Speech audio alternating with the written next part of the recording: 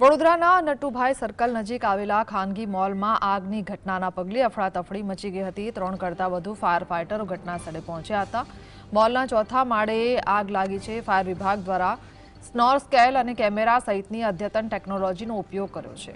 નટુભાઈ સર્કલના મુખ્ય માર્ગ નજીક સિને મોલ આવેલો છે। મોલની નજીકમાં પેટ્રોલ પંપ આવેલો છે।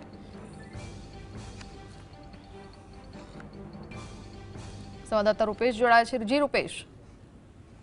જે આ વડોદરાના નટુભાઈ સર્કલ નજીક જે મોલ આવેલો છે, ખાનગી મોલ, એની ઘટના છે કે જ્યાં આગળ આગ લાગી હતી। આ મોલના ત્રીજા માળે આગ લાગી હોવાની વાત હતી।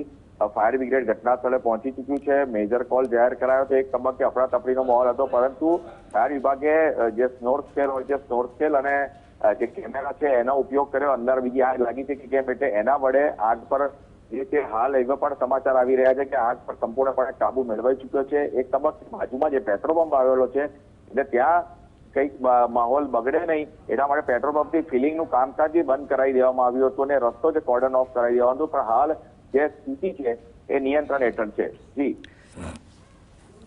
જી રૂપેશ, આભાર।